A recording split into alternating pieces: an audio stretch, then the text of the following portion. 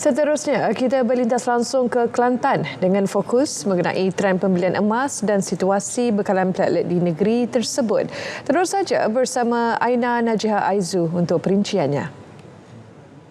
Aina, silakan. Sebut sahaja emas, ramai yang akan mengaitkannya dengan Kelantan. Minat masyarakat Kelantan terhadap emas bukanlah sesuatu yang baharu.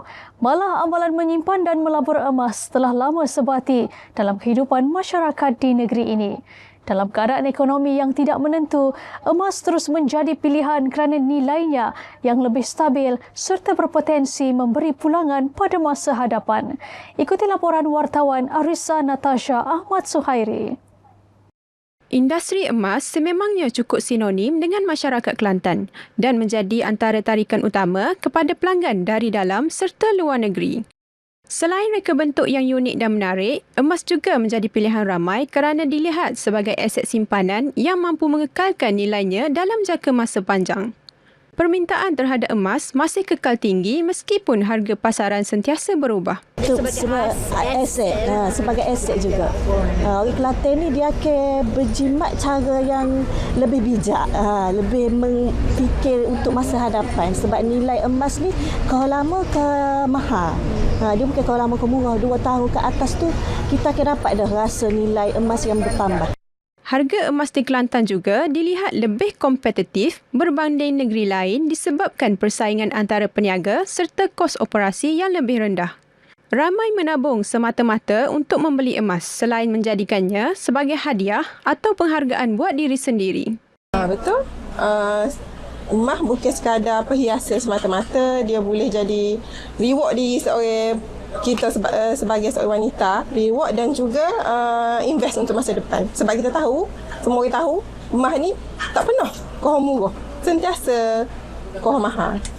Dalam pada itu, emas terus menjadi pilihan ramai kerana dianggap lebih mudah difahami dan diyakini berbanding bentuk pelaburan lain. Sebabnya salah satu sebabnya orang Kelantan kita ni dia tak pandai bermain saham.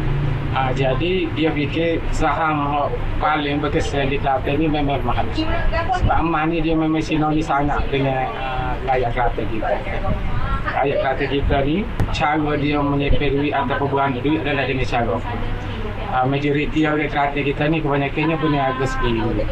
Jadi selepas dapat hutang atau memang dia akan matikan duit dengan emas. Terkait dengan emas-emas negeri lain, saya rasa more better lah. Dan selain pada harga dia murah, walaupun dia murah tak sepenuhnya dia tak berkualiti. Tapi dia memang Kelantan ni dengan emas murah harganya. Tapi berkualiti lah. Di sebalik peningkatan harganya, minat masyarakat terhadap emas tidak pernah surut. Bagi sebahagian besar rakyat Kelantan, pembelian emas merupakan amalan keuangan yang diwarisi turun-temurun. Keunikan reka bentuk, harga yang kompetitif serta keyakinan pelanggan terhadap kualiti emas tempatan menjadi faktor industri emas di Kelantan terus bertahan dalam arus ekonomi semasa. Arissa Natasha, Berita RTM. Ramai biasa menderma darah namun tidak semua sedar tentang kepentingan menderma platelet. Komponen darah ini amat diperlukan khususnya bagi pesakit kanser, leukemia dan mereka yang menjalani rawatan kritikal. Wartawan Nurin Jasmine Azman ada laporannya. Derma platelet mungkin kurang dikenali berbanding derma darah biasa. Namun, bagi pesakit yang bergantung kepada rawatan ini, ia menjadi harapan untuk meneruskan kehidupan. Platelet ialah komponen yang berfungsi membantu proses pembekuan darah. Jika paras platelet rendah, pesakit berisiko mengalami pendarahan serta lebam.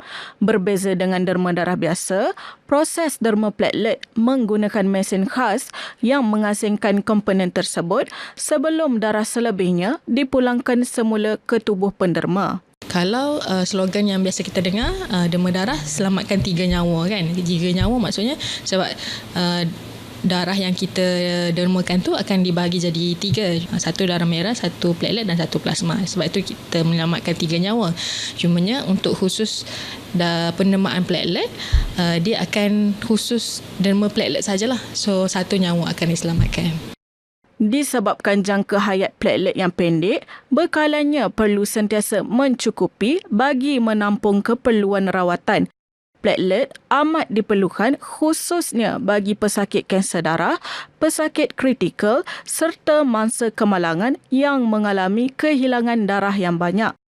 Bekalan platelet di Kelantan bergantung kepada jumlah penderma aktif dan konsisten.